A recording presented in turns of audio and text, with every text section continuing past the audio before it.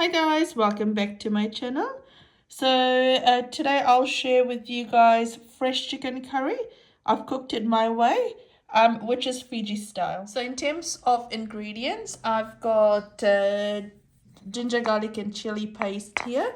Now I'm using two chicken here, so two fresh chicken here. So that's what my measurements for. So I'm using two bulbs of garlic, about 10 chilies in there because this chili that I'm using is quite spicy, and some garlic in there. I've got avocado oil as well. So some people are asking me if avocado oil is good for cooking. You can definitely use it for cooking, frying, or anything else. 100% recommend it. In terms of my whole spices, I've got some cinnamon sticks here, a few cardamoms, and about 3 or 4 cloves in there.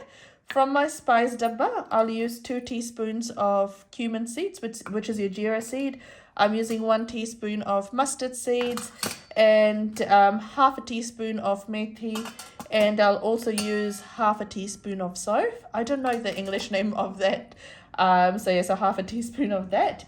In terms of my ground spices, I'll be using 2 teaspoons of turmeric here, and I'll use about 4 teaspoons of masala. You could use 1 teaspoon of pulao masala in this as well. That will be really yum.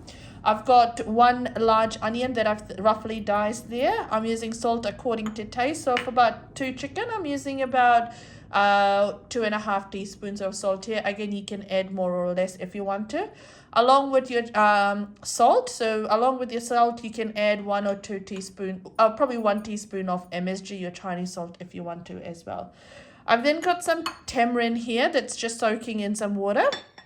So I'll make tamarind pulp out of this. And I'll use, at the end, I'll show you how, I'll use about 2 to 3 teaspoons of that.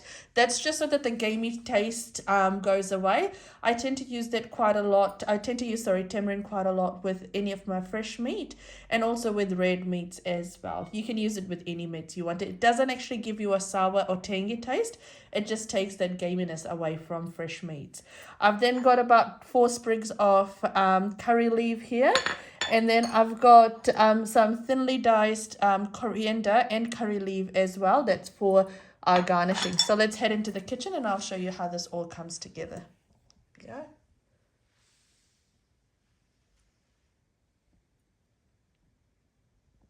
To my pot, I've added some oil already, and it's on medium heat. I'll let that heat up a little bit.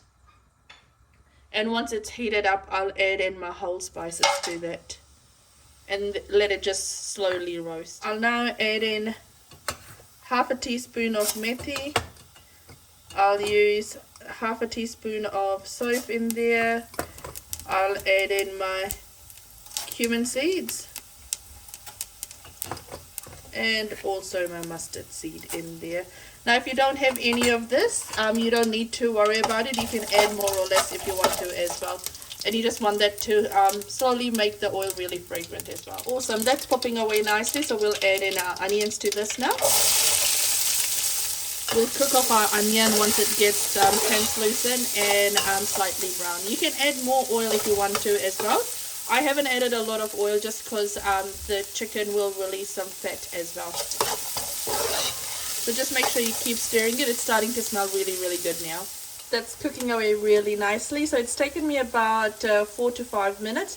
The more oil you add, the faster it'll cook. To that, I'll add in my curry leaves now. And we'll give that a nice stir as well. I've let the curry leaf cook with the onion for about a minute. To that, I'll add in my garlic, chili, and ginger paste as well. We'll give this a nice stir as well now. That's frying away really nicely. Now to this, I'll add in my turmeric, my haldi, and just cook it off for about 1 to 2 minutes. I won't add my masala yet. I'll add my masala on top of my meat. If you're cooking with just a little bit of oil, and when you add your turmeric or your masala in there, it'll start to catch at the bottom sometimes. So feel free to add a little bit of oil, which I've done with, a little bit of water, which I've done with this. And you just want to cook it off slightly. Cool, so this is all cooked off now, so I'll get my husband to add in some the meat, because I don't like handling meat with my hands. So what I'll do now is I'll add in my masala now. Now, if you're adding in flour masala, don't add it yet. You want to add your flour masala halfway through it. There we go. I'll also add in my salt at this stage as well. Now, if you're using MSG, you'd want to add it now as well. Once you've added that all, you want to give it a really good mix. You want all your pieces to be coated with the onion, garlic, chili, and all the dry masalas as well. So just give it a really, really good mix. There we go.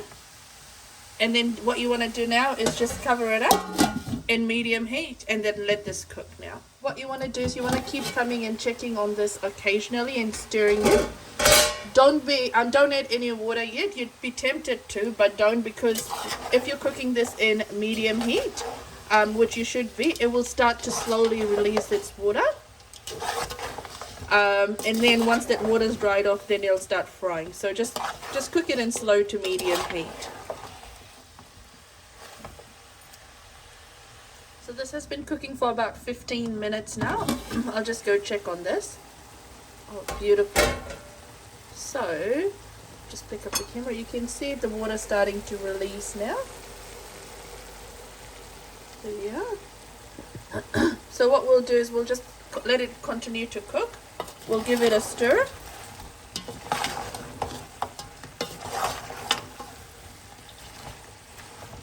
Just so that nothing's catching at the bottom.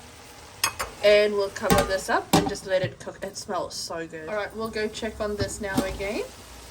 So this has been cooking for about, I'd say 40 minutes now. It's been cooking in low heat, and the water that had come out, it started to evaporate. And now when I said don't add a lot of oil because the fat in the chicken will make it oily, you can see that the oil is starting to come through now. Perfect. So this is browning away really nicely. There's no water at the end, and you can start to smell that gaminess going away as well. So what I'll do to this is the mozzarella and pesto that I used to pound my garlic and chili and ginger, I've added some water to that, and I'll put that in there. I also have a jug of hot water boiling, so I'll add a jug of hot water in here as well. Now the amount of water you add really depends on how tough your meat is and how much gravy or surwa that you want. What I would suggest is add in hot water just so that your cooking isn't delayed. But once you've added that in, just make sure you give it a nice mix, pick everything from the side, and then cover this up and let this cook. So because I know this meat is going to take me a long time to cook, it's going to take me about an hour to cook this now. So I'll just cover this up. I'll keep coming and checking on this every 10 to 15 minutes just to make sure that nothing's catching at the bottom. And then and then if it needs more water, then I'll add more water, but I'll show you what that looks like. So this has been cooking away for about half an hour now, and the water's reduced quite a lot. So just make sure, like I said, just keep coming and checking on this, that nothing catches at the bottom. This is all cooking away really nicely. I can tell that this isn't cooked yet, but if you are not sure, you can just pick up a piece of meat and just put it on a piece of saucer or a dish and just use it to try and break it and see if it breaks away nicely. But this is still bubbling away really nicely. I might end up adding a bit more water. So we'll see how that cooks. This is almost cooked. Now if you're adding any additional masala, flour masala, now would be a good time to add that in. Don't add your tamarind yet as well. I'll show you when to add it. But there we go, that's good. So yeah, so you'd want to add in your masalas, stir it and cover it up and let it cook for another 10 to 15 minutes. So this is almost done. I'm about 15 minutes away from it being cooked. So to this I'll add in my tamarind pulp. So I'll add just a little bit. So I've got about 1 teaspoon and 2 spoons there. So you can eliminate this step as well if you don't want to. Like I said, it removes that gaminess taste which you get sometimes with fresh meat, but this is optional. It doesn't go tangy or anything, and you want to add this at a last about 15 to 20 minutes before your meat is cooked, because if you add your tamarind or anything tangy at the start, it won't actually cook up the meat properly. So I've added that in. I'll give it a stir, cover it up, and let it cook. Alright, so that's cooked for about 2 hours now. To that I'll add in my coriander and my curry leaf there as well. And we'll give that a nice stir. Now I do like to add curry leaf along with coriander when I make anything fresh as well. You can only use coriander if you want to as well. So once I've added that in, what I'll do is I'll cover it up and let it cook for about a minute. There we go. I'll show you a closer look of this. Here we go. That's all cooked through now, and this will go really nicely with roti or rice. Now do try this recipe at home, and if you do try it, let me know how it turns out. If you like my channel, if you like what I'm posting, feel free to like, share and subscribe. And as always, do let me know what else you want me to post. Alright, take care guys. Bye bye.